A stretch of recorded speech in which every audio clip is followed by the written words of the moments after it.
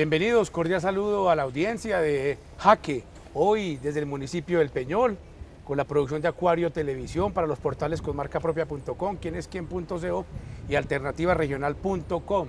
Les decía, el Peñol, hoy un personaje de suma valía para la historia, para el desarrollo del oriente antioqueño, como fuera un gran gestor de las instituciones que hoy le prestan notables servicios a la región del oriente antioqueño. Pero yo quiero que Cristian Santiago Gómez, mi coequipero, presente a nuestro invitado de quién se trata. Carlos, muchas gracias. Vale recordar que este espacio que tradicionalmente se hacía in situ en cada uno de los municipios del oriente no había vuelto a salir. Casi 2 años desde que no tocábamos un parque principal de otra localidad. Como lo dijo mi compañero, hoy nos acompaña alguien, la memoria histórica viva del oriente antioqueño. Estamos con el padre Francisco Ocampo Aristizábal, a quien damos paso a este espacio. O padre Pacho, como lo conocemos cariñosamente. Bienvenido, padre. Gracias, Carlos. Gracias, Cristian.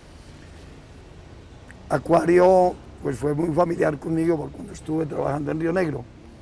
Y los felicito por los programas que han llevado. Los saludo muy especialmente y muchas gracias. Padre, además, usted es del Santuario Antioquia, con quien tenemos una relación también además afectiva y de familiaridad, con los boteros que usted tanto conoce allí en este municipio, la ciudad levítica. Claro, Carlos, soy del Santuario, de la vereda El Valle de María, que es la sede prácticamente de los boteros, y todos, su papá y su mamá son primos, hermanos de mi mamá. Somos primos, hermanos. Muchas gracias. Padre, muchas gracias. Vamos por el santuario. Bueno, vamos a entrar con el padre Pacho, hay muchos temas de importancia, pero vamos a mezclar, pero empecemos como por la actualidad para que después desglosemos esos temas históricos. Está usted en el Marial, el santuario del Marial, que se ha convertido en un referente de la peregrinación de los antioqueños que llegan hasta este hermoso templo, que es otra de sus luchas y gestas, pues que inició con una revelación a otro sacerdote a quien también se le tiene allí su tributo. Padre, ¿cómo va el Marial? A ver, primero tengo que dar gracias porque esta parte final de mi vida he terminado apoyando en el Peñol, digo, una profecía del padre José Dolores, hijo santuariano, Sí. que en la casa cural del santuario la hizo Claver Ramírez, un pintor del santuario también. Están 7 sacerdotes llamados hijos de la promesa, y uno de ellos fue párroco en el Peñol a finales del siglo XIX y principios del XX. Fue 20 años párroco en el Peñol, le tocó terminar las torres de la iglesia, puso su nombre en un lado de las torres en la oriental, y él finalmente su sueño no lo pudo realizar. Yo no propago mucho lo que escribió un historiador también peñolero, Alirio Díaz, que hizo un programa especial sobre el Marial, está publicado, y él decía, el padre José Dolores tuvo que renunciar a su parroquia del Peñol, se fue a vivir al Marial 4 años, ya también se tuvo que ir, se fue para el santuario y murió en la casa que yo conocí, su familia también, de Pastorcito Giraldo, que era saliendo del templo hacia la casa cural.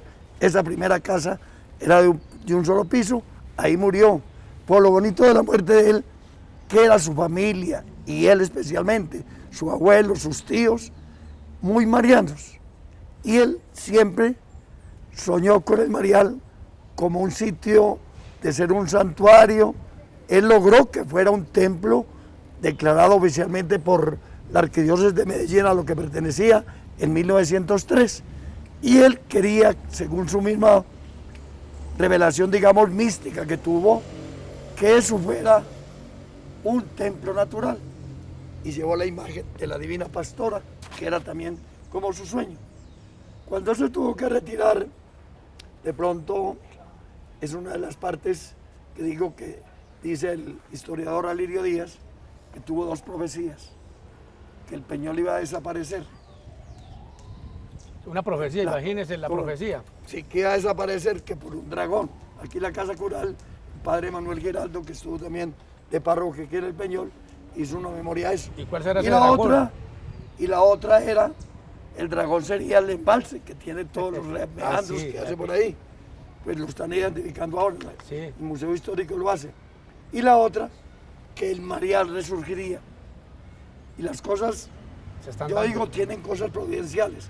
Yo llegué en 1964 al Peñol. Nunca me interesé por el Peñol en el tiempo que estuve. Tuve 14 años en el viejo Peñol, estuve 21 años aquí en el nuevo, y solamente cuando el obispo Monseñor Alfonso Uribe, estando yo de párroco en el Peñol, me dijo, Alfonso Uribe Jaramillo. Alfonso Uribe Jaramillo, que volvamos a llevar la imagen para el Marial. Yo sé toda esa historia. Ese padre es un santo, ese tiene una invocación muy grande. Y el año santo de la redención, que se llamó 1983, estando de párroco, empezamos.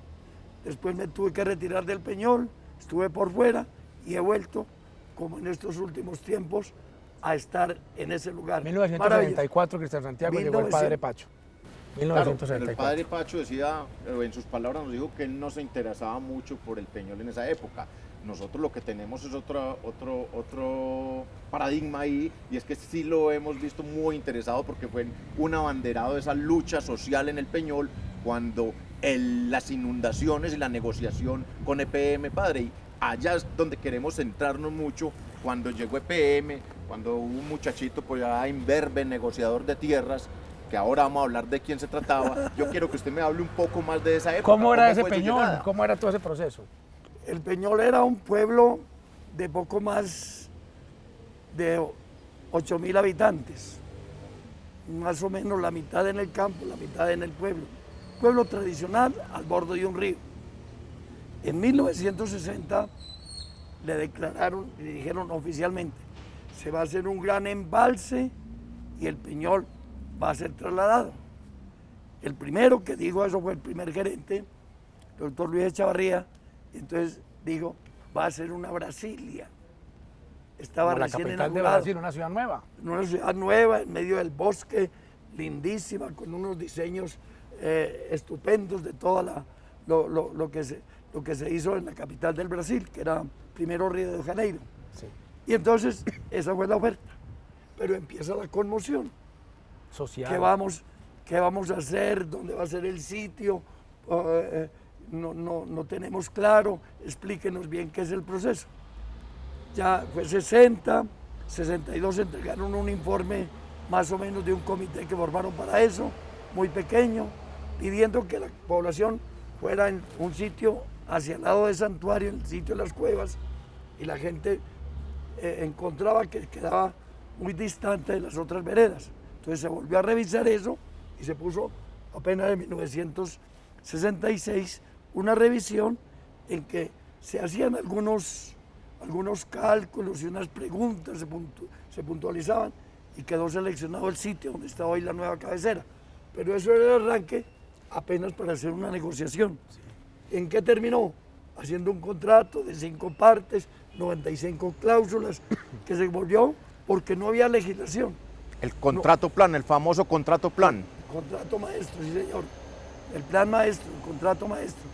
Era, en esa época no se hablaba de planes de desarrollo. Posteriormente habían unos planes reguladores de los municipios, pero por eso se constituyó ese sitio y ese texto, que es muy importante. Nosotros lo protegemos mucho porque fue el desarrollo legislativo en el país para muchos otros recursos. Por ejemplo, para las corporaciones, por ejemplo, para pagar compensaciones a los sitios inundados. Entonces, ese contrato nos ha servido como de modelo y todavía seguimos defendiendo porque hay muchas partes que se pueden ajustar a lo que tiene la actualización de la ley. Una, por ejemplo, el pago de los impuestos prediales o de catastro. Del espejo de agua. Sí, señor. ¿Y cuándo empiezan esas confrontaciones y luchas sociales, esa pugnacidad entre algunos habitantes con el gigante de los servicios públicos? Hasta el año 64 que yo llegué, ya había un comité que hacía una denuncia en un periodiquito volante de mimeógrafo que se llamaba La Chispa. La Chispa. Ese era el sentido. Y ya a partir de 1964 empiezan una serie de reclamaciones que se pudiera llegar a una junta de delegados, unos del Peñol, otros de empleadas públicas, que se gastaron casi 16 meses, todo el año 68 y parte del año 69. Y en abril del año 69 se logró conformar, digamos, ese bloque y hacer unos acuerdos. Pero uno queda siempre un poco distante de lo que se conviene a lo que se cumple. Y hubo un hacendado acá, Demetrio Galeano, que fue asesinado. Cuéntenos esa historia, cómo influyó en el proceso. Don Carlos, para no interrumpirlo, vamos a un corte de mensajes institucionales y regresamos con esta historia para que no nos quede incompleta. Perfecto, muchas gracias, don Cristian Santiago.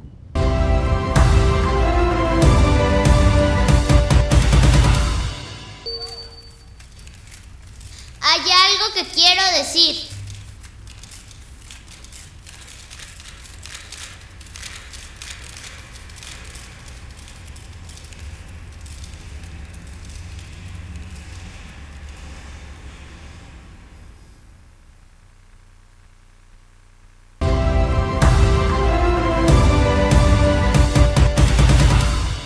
Muy bien, regresamos a Jaque con el padre Francisco Campo Aristizábal, padre Pacho, como lo conocemos afectuosamente. Demetrio Galeano, hacendado del Peñol, que su muerte y fue un reclamante, pero que no quiso que sus tierras se vieran inundadas. ¿Cómo fue ese tema? Vea, don Demetrio Galeano Jacome fue una persona muy importante por su filantropía. Él quería mucho, sabía mucho de medicina, los atendía en la casa, tenía una oficinita en el parque principal, era un mostrador simplemente, no tenía nada, él se sentaba allí y entonces se le decía a la gente, para hacer una represa de estas dimensiones, cuando lo hagan, habrán otro tipo de tecnologías para utilizar energía. Era un tipo visionario. Segundo, él decía, yo no tengo interés en vender. Para uno vender, pues tiene que tener algunos procesos jurídicos. Claro, que las empleadas declararon esto, pidieron al Inderena, que era entonces el que manejaba todo, dependía del Ministerio de Agricultura, la declaración de utilidad pública. Entonces, desde el año 60, 61, 62, incluso parte de 63, aún 64, le compraban en la plaza algunos y en el campo algunos, como los más influyentes. Tómele hoy la plata, quédese hasta que venga el embalse, usted puede utilizar y hacer otro tipo de negocios. Pero don Demetrio nunca aceptó eso. Nunca. Entonces la gente se sentía mucho más seguro porque eran las Vegas de Santa Ana, Santa Marina, La Magdalena, donde todos los aparceros, hubo un comité que se llamó así aparceros, porque ellos cultivaban maíz y entonces ellos estaban como más confiados. Mientras a don Demetrio no vendan, nosotros estamos más seguros.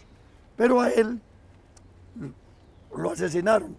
De las obras que estaban ya construyéndose de la central, venían carros o escaleras con los trabajadores.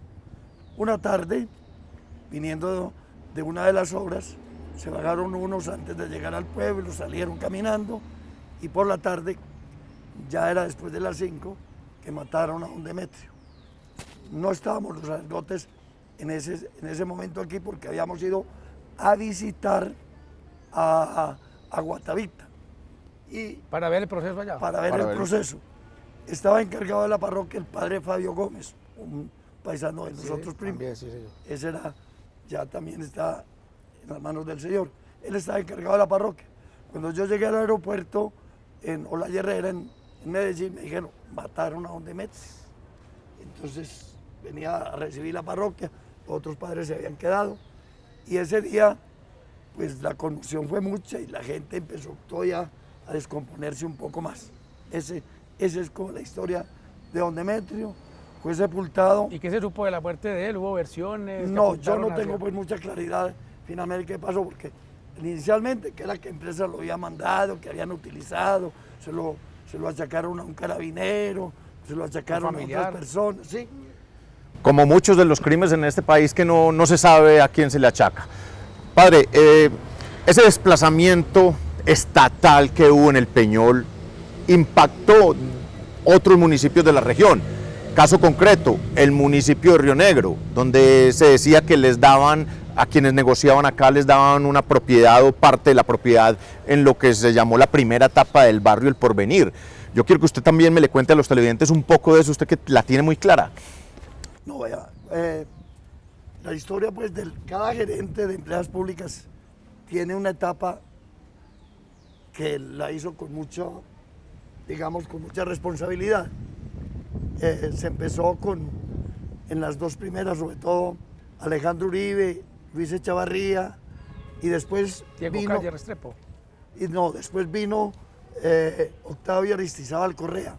Con ese se hizo el convenio del contrato. Pero ya era la época del 70, que eso hay que ubicarlo también políticamente, que fueron las votaciones del 19 de abril del año 70. Esas votaciones repercutieron mucho en las decisiones sobre el Peñol porque retardaron las soluciones. Tuvo, en la presencia de la Junta, influía mucho ese campo político, entonces la alianza pinillista-belizarista hicieron como un tiempo duro, entonces estuvo Josué Ortiz después, estuvo después otros dos gerentes, hasta que llegó en 1975 el doctor Jaime Tobón Villegas. Él fue el que primero empezó como a chocar con todo el pueblo en todo sentido. ¿Por qué? Porque decía, ustedes no se quieren ir de aquí, yo voy a presentar una solución distinta, y presentó una solución haciendo un muro de contención a un lado del río y un canal para salir al otro lado del río, y eran dos muros. Más o menos yo lo comparo cuando ustedes van por Don Diego y van la represa de la Fe, y ven el embalse que está alto y todos estos negocios. Quedaban, entonces presentó una solución. Ustedes no quieren irse de aquí, quédense aquí, voy a hacer esto. Quedaban todas las aguas y las lluvias quedando, y eso significaba tener un bombeo permanente. Ya estaban apenas adecuando terrenos aquí, no avanzaban las obras de la nueva cabecera. Eso creó otra crisis, incluso un paro que repercutió en todo el oriente. Pero como él se polarizó mucho, lo tuvieron que cambiar o renunciar. Entonces vino la segunda, el que le siguió fue el doctor Diego Calle. Diego Calle, muy, digámosle, muy inteligente, más... Y muy tomatrago. Oye, aguardiente, es una belleza para tomar agua, colorado como aquí. Y entonces, él venía, tenía muchas cosas, porque Río Negro se convirtió en el centro, incluso de influencia, de ser el centro de todo el oriente y de Medellín. Fue el primero que le trajeron los teléfonos por red, por todo Santa Elena a un lado, hicieron los canales para traer teléfonos solo a Río Negro. Sí. Solo Río Negro. Solo Río Negro, tú eras, vea. Pero con eso quería decir que la comunicación era un elemento principal. Sí. Después empresas lo amplió a otras zonas de Marinilla, Santuario, La Ceja, y pudieron tener teléfonos de empresas públicas. Y el reclamo era que se estaba urbanizando mucho Río Negro, entonces en las etapas ya de tener las últimas etapas de negociación que se tenía que tener el embalse definido para 1978, entonces le decían a la gente, si quiere, vaya al Porvenir, allá hay una casa y le cambiamos por lo suyo y le valoramos y le encimamos. O se va al Tricentenario, que se estaba construyendo también en Medellín. Por los Juegos Deportivos. Exactamente. Se va y busca una casa allá, váyase para cualquier parte.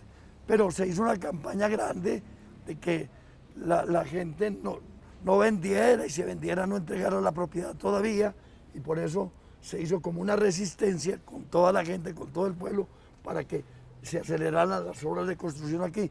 Yo tengo que decir del doctor Calle, la decisión de él hizo que en un año así hubiera quedado como un pesebre, que nos llamábamos al principio, casitas chiquitas del crédito territorial A, B y C, por lo menos tomó la decisión de hacer el pueblo. Eso fue una decisión que 28 contratistas, el uno hacía alcantarillado, el otro hacía acueducto, el otro hacía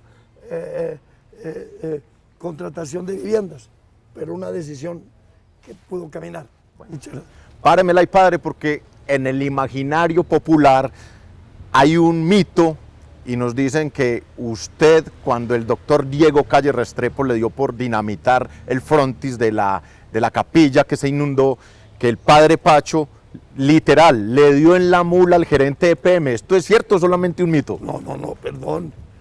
Yo sí desautorizo eso. Usted es bravo, pero no tanto. No. El doctor Calle, conmigo personalmente, altamente deferente. ¿Qué pasó? Esto. Historia oficial que quede ahí registrado. ¿Qué le hace? ¿Qué pasó? Que él aceleró mucho el traslado del pueblo para el año 1978, que era el deseo de poder empezar el embalse. Y entonces organizó en junio, para el 1 de junio, la fiesta del campesino. La hizo donde está ahora el centro deportivo. Eso estaba destapado. Pero la parroquia, el párroco era entonces el padre Monseñor Oscar Ángel, que después fue obispo auxiliar y el primer obispo de Girardota, y los sacerdotes que estábamos, el padre Leonel, paisano nuestro. De Santuario.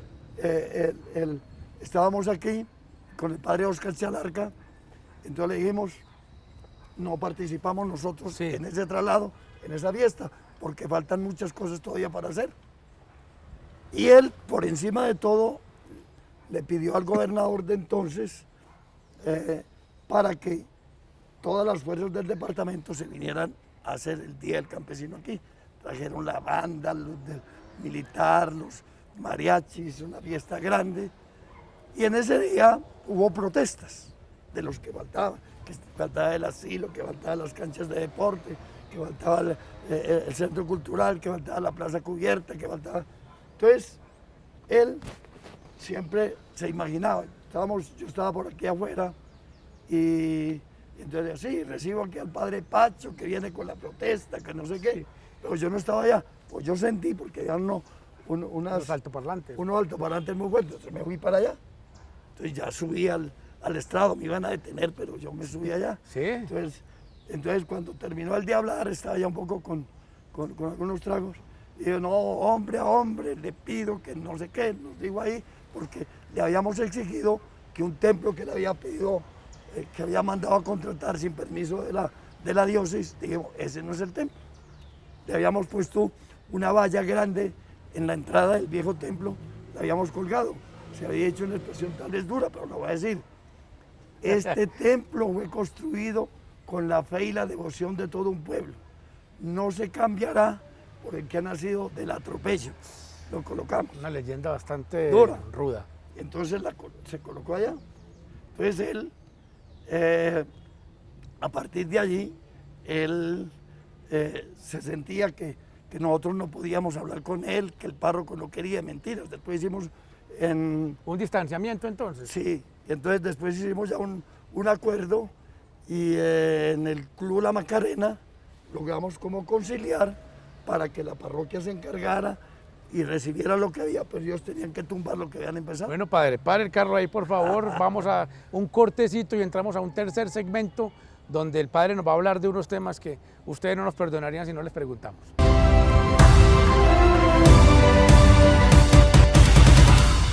Creo en mí mismo. Creo en mí misma.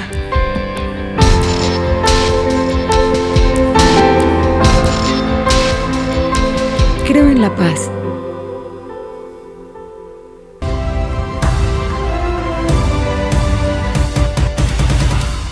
Bueno, regresamos a esta entretenida, muy amena, muy gustosa charla coloquial con el padre Pacho, nuestro querido padre Pacho, protagonista de la historia del desarrollo del territorio. Padre Pacho, nosotros hemos sido testigos cuando íbamos a esos consejos comunales en calidad de periodistas y llegaba el señor Álvaro Uribe Vélez y lo primero que hacía era irlo a abrazar y saludarlo con mucho afecto. Lo quiere mucho, lo recuerda mucho, le reconoce toda su gesta, su lucha y su aporte educativo, aporte social a las emisoras comunitarias. Pero la relación con él, nos dicen, no siempre fue tan cordial. Al principio hubo algunos roces cuando usted hablaba de un imberbe por allá, negociador, jefe de bienes, decía que está en Santiago, que llegó aquí al Peñol muy envalentonado, casi que recién graduado, recién peinado, venía aquí al Peñol y de pronto en esos momentos usted picadito de pronto porque en la década de los 60 hubo un tema de la teología de la liberación que me imagino, padre, que influyó a muchos. Entonces, sacerdotes que estuvieron en el movimiento, Herbert Cámara en Brasil, toda esa revolución de los sacerdotes al servicio social. Entonces, de pronto no hubo alguna confrontación con él al principio cuando él venía y se paraban algunas tarimas y decía algunas cosas y usted se paraba y lo confrontaba. Ya, primero, la liberación es el Evangelio. Golconda, que lo descalifican, sí, sería otro día. El proceso inicial de Golconda me tocó a mí iniciarlo. Sí, los sacerdotes que Sí, llamaron sí, rebeldes. fuimos a una finca de la Acción Católica de Bogotá, 37 sacerdotes, porque estaba próximo a la Avenida del Papa, Pablo VI, En el 78. en el 68, y Algunos además, nombres, padre, de esos que estuvieron allá, de esos 37, algunos nombres. Algunos del Oriente, ¿no? sí, claro, Gabriel Díaz, del Oriente, no fui sino yo, fuimos ya. primero, fuimos 6 primero, Padre Moisés, Gilberto Pineda, paisano Sí, nuestro, santuariano. el Padre Augusto, fui yo, Monseñor Jairo Jaramillo, estuve en Sí. el primer encuentro. Que Ya en el estuvo en Santa segundo no. Rosa, el que estuvo después en Santa Rosa. Sí, señor. Estuvimos en el primer encuentro. Pero de Medellín, otros compañeros míos estuvieron allá. No, cuento eso porque es un mito que también ha estado un poco desfigurado. Sí, sí. Pero de todas maneras, lo que quiero responderle es que a partir del año 75, hasta ese año fue jefe de bienes un hombre bien importante en empleadas públicas, el doctor Bernardo Berrío. Bernardo Berrío. Después tuvo encargado a otro y cuando llegó la gerencia del doctor Diego Calle, nombró de jefe de bienes al doctor Álvaro Uribe Vélez. Él, en un espectáculo especial ahí en la misma Plaza del Peñol, día de feria, un jueves, vino porque al otro día venía el gerente por primera vez al Peñol con el gobernador a dar algunos pinitos de todo lo que era la obra. Primero, pues a comprar una propiedad y que ojalá ese mismo día se pudiera tumbar. Y que una plata que le dio a la iglesia de la Llano Pasonzón. No, Dijo él, no, dijo él. no ¿O sé. no fue así? No. Para una emisora, no fue así. Eso fue más tarde, eso fue anterior, pero ese es otro cuento. Cuento esto que me está Sí, preguntando. señor. ¿Y por qué? Porque él quería, y se prestó un señor, aquí lo cuentan todos, los hijos incluso, para negociar la propiedad, 30.000 pesos con eso.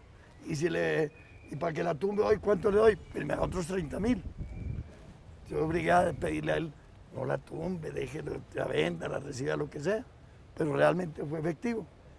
Y en ese día, todos, como son los negocios, digamos, de pueblo, él se puso a hacer la defensa de las demoliciones. Y entonces los muchachos del colegio y gente por ahí se pusieron como a protestarle. Sí. Esa fue como una protesta pues pública contra él. Pero a partir de allí, él se constituyó en bregar a que esto avanzara las obras. Y una decisión que tomó él, desde luego con el gerente, era que las tierras que había conseguido empresas para hacer el pueblo, por un desacuerdo con el Consejo, que había sacado una resolución de cómo sería el proyecto urbanístico, y no se lo aprobaban, cuando la superbancaria, la que daba la autorización, aprobaba, entonces no daba. Entonces tomaron la decisión, y estaba yo en la oficina del doctor Álvaro, cuando dijeron, no, la decisión es entreguemos las tierras todas del Peñol al Instituto de Crédito Territorial, que no tiene que pedir permiso en ninguna parte de Colombia para construir.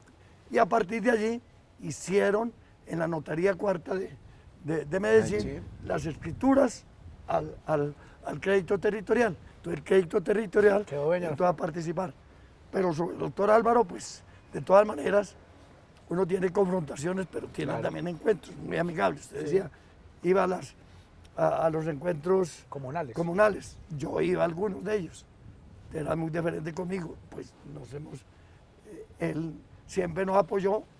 Primero, cuando hubo la invasión aquí en el Peñol, en el año 95. gobernador. que era gobernador, con lo de Arcesio. Él fue un visionario en que habían dos elementos grandes que se iban a desarrollar en el país. Uno, la vivienda popular, y otro, la salud. Entonces él quería que el grupo de aquí cogieran ese tipo.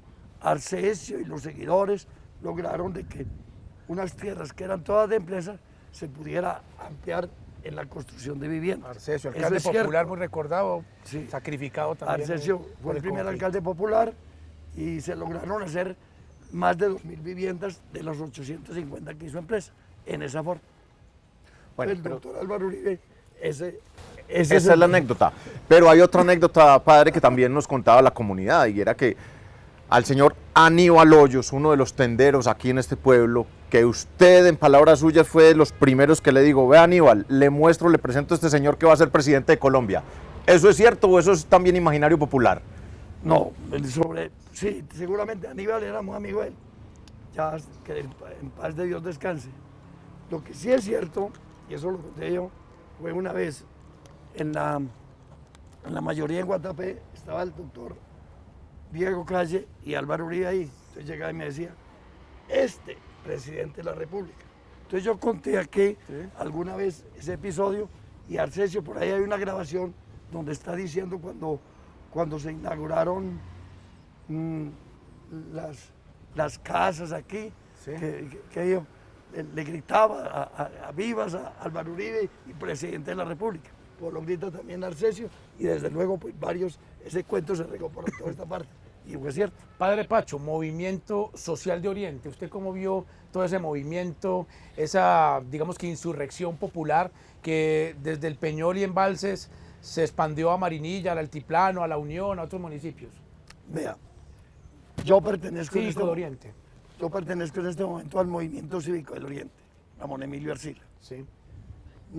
Ese movimiento canalizó todas las fallas que tenía el Oriente. Por ejemplo, Peñol, Guatapé, San Rafael tenían luz de empresas públicas, pero el circuito eléctrico de Oriente estaba en Río Negro y en todas las otras partes, Marinilla. Entonces empezó a decir, vamos a hacer un servicio de energía sin intermediario, que lo logró Ramón Emilio. Pero lo mismo en Río Negro, lo mismo en Santuario, lo mismo en todas estas partes. El movimiento cívico tiene muchas víctimas porque, especialmente a partir del 80, todo ese periodo.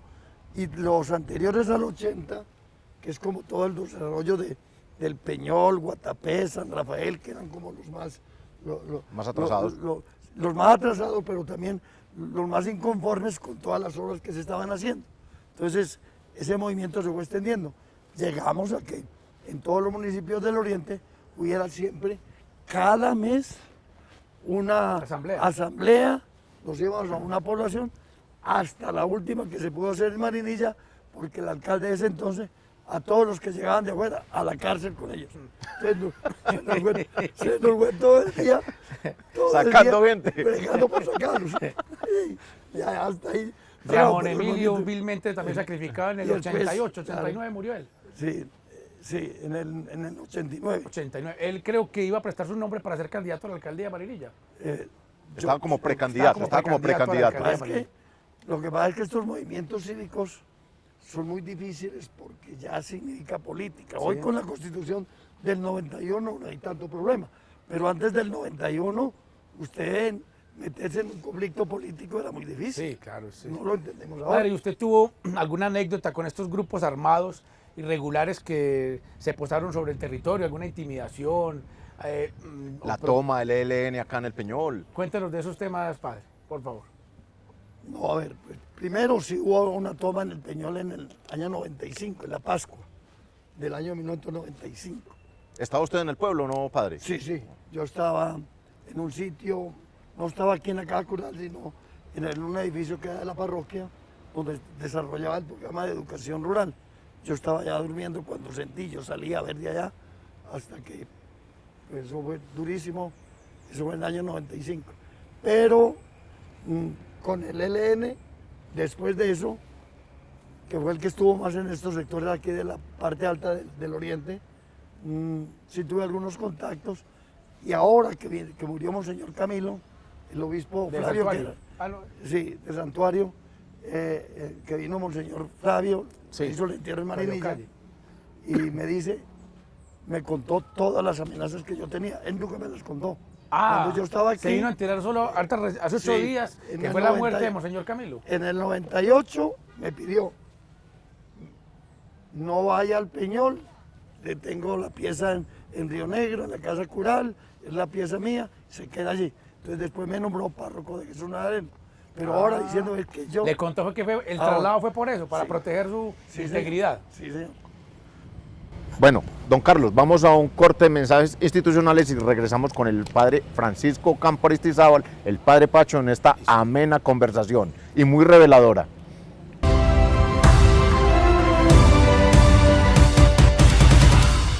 Creo en mí mismo. Creo en mí misma.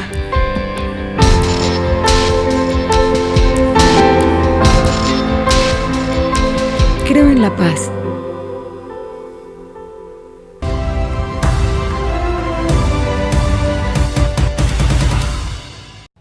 Bueno, continuamos desde el municipio del Peñol, hoy invitado especial el padre Francisco Ocampo Aristizábal, el padre Pacho.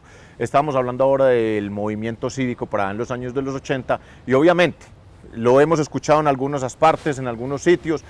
Hoy la memoria histórica viva se lo vamos a preguntar.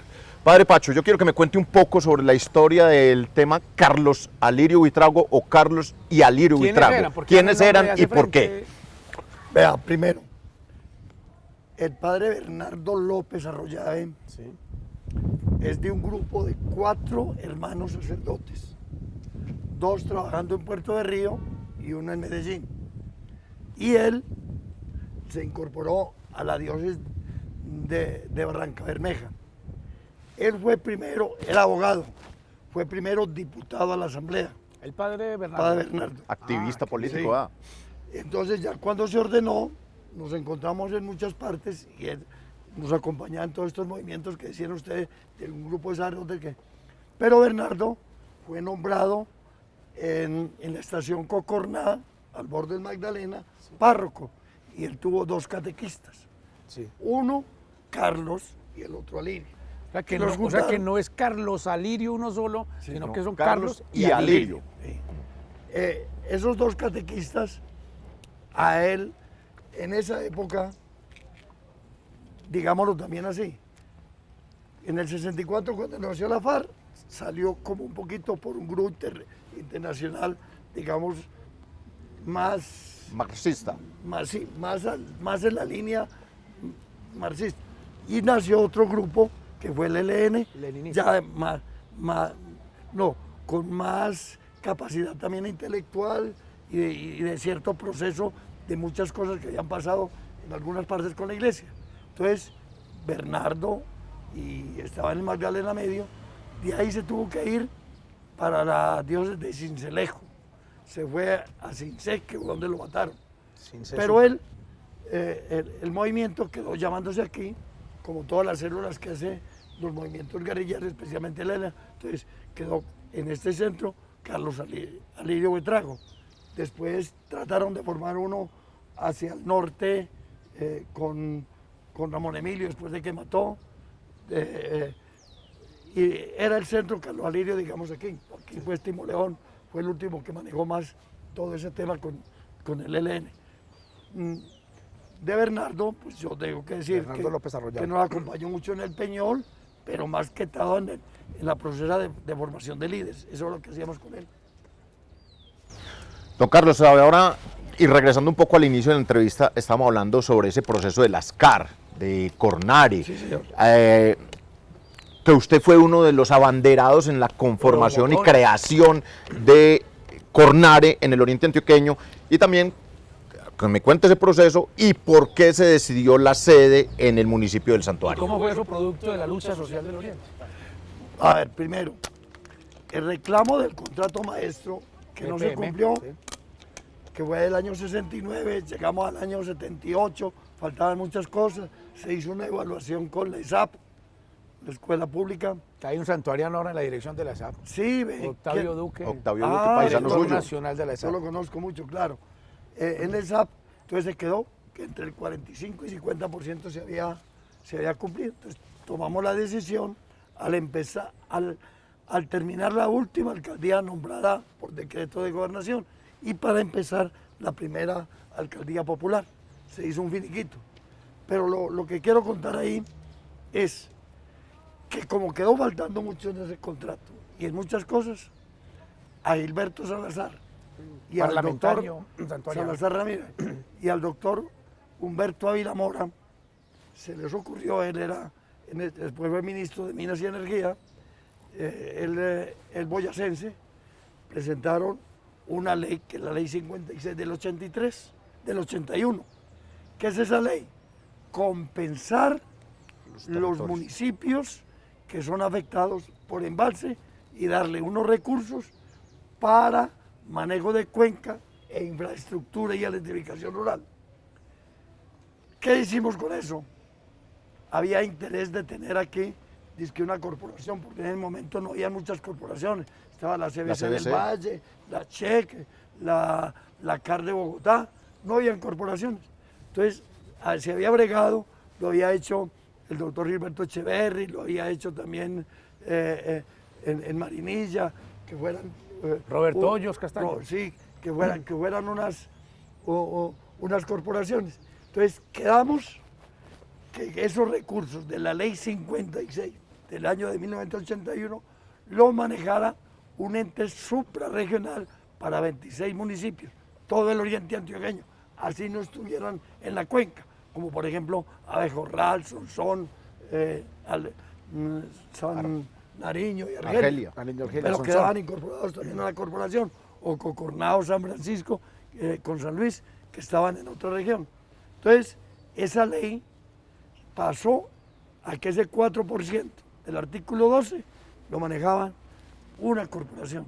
Sí. Eso fue en el periodo de Belisario, que fue también efectivo para eso, él era el presidente. Sí, antioqueño. Y se hizo esa corporación. Pero, ¿qué pasó? Que el beneficiado era solamente la corporación. A los 10 años se volvió a hacer un movimiento ya de tipo interdepartamental y nacional. Nos reunimos 63 municipios para pedir cambio de esa ley, aumentar el 4% a un número mayor, sí. Se logró apenas el 6, y partirlo a la mitad. Y así quedó, porque para manejar los recursos de la ley 56 se creó la ley 60 del 83, que es el 81, ley 56, ley 60, 1983, creando a Cornare, y en 1993 a crear todo el país bajo un ministerio creando el medio ambiente. Por eso decimos, el contrato maestro genera leyes al país. Cambios. O sea, desde el oriente se irradia todo ese cambio para el país, para el el oriente país, antioqueño. Sí, señor. Y ya hoy todo el país está dentro de una corporación y donde hay embalses, los recursos sirven para la financiación. Con un detalle, que ese 3% que le queda a los municipios se parte a la mitad, 1.5 para las zonas embalsadas, sí, y 1.5 para la cuenca. Por ejemplo, aquí Envigado, que está en la cordillera, viene aquí y le toca también, aunque no tiene embalse. Ya. Retribución. Sí. Bueno, compensación padre, se llama. Estábamos hablando de educación rural, la iglesia ha sido abanderada en ese tema, Radio Sutatensa allá en Boyacá, y usted con su gran gesta que se llama Coredi, hoy más fortalecida. Ese esfuerzo, padre Pacho, como pues que usted hoy pues no está adentro de la dirección de esa gran misión y esa obra pastoral, ¿cómo fue ese proceso de creación de Coredi? Sí, yo sigo de Coredi en la Junta. En la Junta Directiva. Sí, señor. Ahora, el mes entrante vamos a hacer la reunión aquí en el Peñol, precisamente. Vea, en 1948, un gomoso de emisora, como lo fui yo después, era Joaquín Salcedo, en un pueblito chiquito, Boyacá en Sutatensa, para comunicarse por un radiecito chiquito y cautiva la estación, no se cogía y no esa. Estaba como soldada, ¿no? Sí. En Eso, los radios. eso produjo en Colombia el movimiento más importante que se llama la Acción Cultural Popular. Eso estoy hablando del 47. Sí. Todo el año era 50, 60, 70, se terminó a fines a principios del 90, que vendieron las emisoras más grandes. El Papa vino a inaugurar en 1968 la estación más grande de América Latina, que era en San José en Mosquera. Eso produjo que en el Peñol tuviéramos una validación del bachillerato muy sui generis. Monseñor Adolfo Duque fue párroco aquí y a él se le ocurrió que con un solo día, estudiando el campesino o lo que fuera que no tuviera la primaria, los lunes, los martes, segundo, que venía. Entonces hicimos una escuela grande de validación de la primaria, cabezada por Monseñor Adolfo Duque. Pero más tarde, y el bachillerato, se lo habían pedido a Acción Cultural Popular, no lo quiso hacer, pero técnicos de Sutatensa se pasaron a Radio Nacional. Entonces montaron por Radio Nacional el bachillerato Por radio. por radio. Yo lo manejé aquí también, me lo pidió después el departamento que lo iba a manejar y lo dejaron caer. Pero de ahí encontré un sitio muy bonito en el valle en que un rector de un colegio chiquito tenía licencia del Ministerio de Educación para abrir en cualquier vereda de Colombia un colegio para hacer educación rural. Y el bachillerato. Con ellos nos unimos, los de Cali, y logramos que el departamento hiciera esa misma resolución. Entonces le concedieron a Coredi la resolución para que en cualquier parte del departamento de Antioquia pudiera fundar un colegio y empezar la educación. ¿Y en cuántos municipios está hoy Coredi? Estamos en 44. 44, todo el oriente, el suroeste. Sí, en 44 municipios. En Santa Fe de Antioquia hay otro grupo bien importante. Pero lo bonito de eso es que ya superamos los 20.000 bachilleres. Cuando íbamos pasando los 10.000, estaba el padre José David, Monseñor José David, director de Coredi. Hagamos una institución de educación superior. Entonces formulamos todo lo que exige la ley 30 para tener una institución de educación superior. Y en 1992, y solamente en 1997, nos dieron la licencia para tener una institución de educación superior, con ese momento con dos programas, ya hoy tenemos 7, pero es la educación rural. Coredi es un capítulo importante en el oriente antioqueño, tanto en la educación rural, padre, como en todos estos líderes de procesos dentro de la institución. No en vano, varias alcaldías del oriente antioqueño han sido de líderes de Coredi. Caso concreto, Marinilla y otras más que usted me va a contar. Claro, sí, Gildardo es un coordinador nuestro. Cuando estaba de coordinador, primero de tutor en Marinilla, lo mandé de coordinador a San Pedro. Entonces me pidieron de la alcaldía, mándenos uno para ser el secretario del consejo. Y al poquito tiempo... ¡Ay, llegó! Gildardo Hurtado Alzate. ¿Usted lo metió a la política, padre Pacho? Cuota del padre Pacho, cuota del padre Pacho.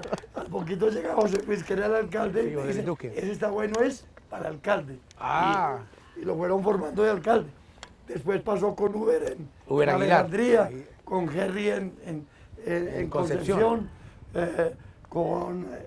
no me acuerdo bien el nombre, de Ituango, que también lo mismo, el Ituango con también. el de Toledo, que ahora está la señora.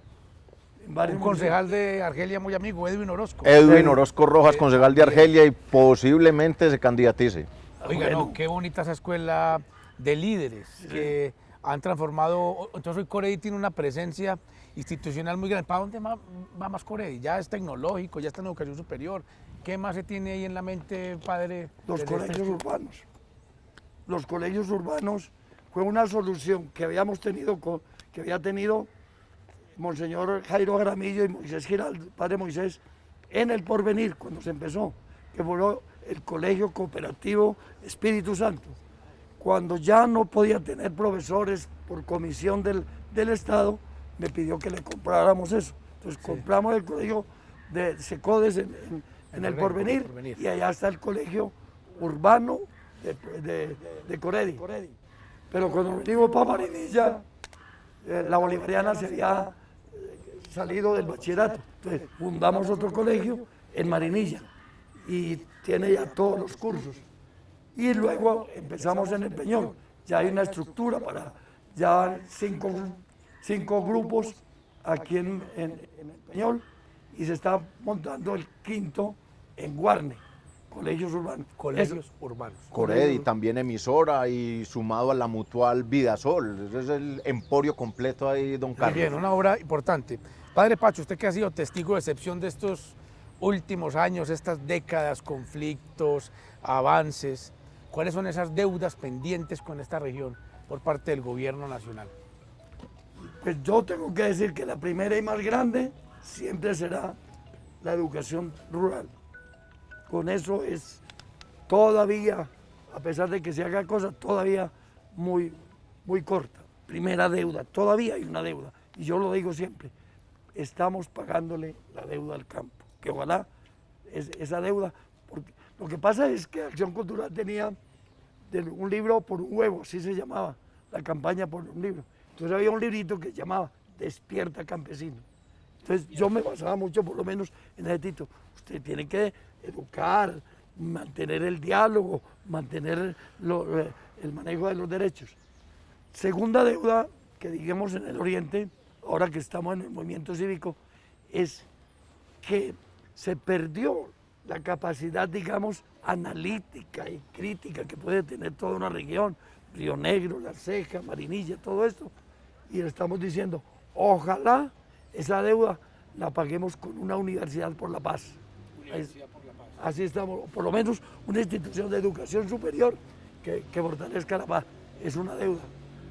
Tercero, ustedes saben que siempre los recursos para la producción agrícola es muy limitada, siendo esto una despensa de mucha agricultura. Dependemos de todos esos paquetes tecnológicos de afuera que no tenemos todavía la capacidad para que nuestros campesinos puedan tener recursos y poder utilizar tecnología más apropiada para todo su desarrollo. Don Carlos, venga, antes de irnos, que ya por allá nos están haciendo señas, yo quiero preguntarle al padre Pacho algo. En días pasados, creo que la semana pasada concretamente, se conformó un comité cívico en el Peñol con motivo de un supuesto nuevo trazado de la vía hacia Embalses. ¿Usted está enterado de esto? ¿Hace parte de él? ¿O simplemente hoy ya el padre Pacho está en su buen retiro? No estoy en él, pero sí conozco todo, claro. Primero, desde que se ubicó el Peñol aquí, siempre se pensó de que había una obligación de la nación o el departamento de tener una vía pavimentada. Se hizo apenas en el año 88. La misma vía pavimentada hasta Guatapé. Ya después siguieron a San Rafael, de ahí a San Carlos. Es un programa departamental. Esta vía es departamental. Más tarde, cuando la autopista tenía todo su desarrollo y Andrés Uriel Gallego fue ministro, le pidió a los alcaldes del Peñol, Marinilla, Peñol y Guatapé que le dieran que le dieran esta carretera a la nación para incluirla en la autopista y entregársela a los constructores de la autopista. El gobernador actual, porque él está nombrado, no ha sido destituido, el doctor Aníbal Gaviria, le digo a los alcaldes, no, se encarga el departamento de hacerlo. No la quiso soltar para la nación, sí, para incluir en el desarrollo vial de la concesión de la... En la primera gobernación de él. Ahora se ha movido desde la administración pasada que yo participé con Marinilla, Peñol y Guatapé en la gobernación, y el doctor Pérez y el doctor Quintero, para buscar un nuevo trazado. Él dejó un contrato para hacer una concesión de que se haga un nuevo trazado. Salió en estos días un trazado entre Marinilla y Santuario, pero en la gobernación nos mostraron un trazado haciendo un túnel más o menos por donde está Cornare, primero de 700, llegando a la cuenca de las bodegas y entrando por otro túnel de unos 6 o 7 kilómetros hasta la meseta, pero terminaba en la mitad entre Peñol y Guatapé, unos 4 o 5 kilómetros de aquí. Nos opusimos de que eso no era una vía viable para la región, entonces se quedó que se hacía un trazado siguiendo la margen del río Nariva, bajando, pasando por la Radio Nacional, por Primavera, por la Asunción, subiendo aquí y haciendo un nuevo trazado. Ahí se quedó. Ahora lo están promoviendo entre Marinilla y Santuario, subiéndose por esta cuenca. Entonces la alcaldesa quiere que se haga un comité cívico para estudiar bien ese tema, porque hay distintas posiciones sobre eso. Yo creo que debe pasar aquí, se debe buscar que sea una vía que favorezca, pero los impedimentos, digamos, físicos que hay no son fáciles. ¿Fue un error no haber en ese momento incluido esta vía en entregarse a la concesión nacional? Claro, fue un error, claro, ya la tendríamos. Ya la tendríamos. Lo que pasa es que ahora hay mucho interés de que grupos especiales se las concedan por una APP, por una Alianza público-privada. sí, y ellos manejarla. Ese es como el espacio que están bregando ahora varios inversionistas que se las declaren que sea una vía público-privada. Padre Pacho, esta ha sido una charla muy emotiva, muy amena, sobre todo muy útil, porque las nuevas generaciones que siguen estas plataformas en nuestras redes, en el canal allá en Acuario y para la región del Oriente se están enterando de los hechos históricos que permiten hoy tener el Oriente pues, como lo tenemos, con sus problemas, con sus limitaciones, pero hubo una historia y usted nos la acaba de contar, padre. Muchas gracias, con los homenajes respectivos que ha tenido usted con la entronización en el Consejo del Santuario, su tierra natal. En Marinilla está entronizado, aquí en el Peñol, pues obviamente tiene todas esas figuras, pero eso es para la vanidad. Más allá, padre, ante todo hacerle ese reconocimiento. Muchas gracias. Padre, Primo, bendiciones. lo bendiga. Primo, muchas gracias. Padre, muchas gracias. Se nos quedó ahí capítulo completo Cirilo, se nos quedaron las famosas palomas de Coredi, que esos ambientalistas tanto ruido que hicieron, pero para otro...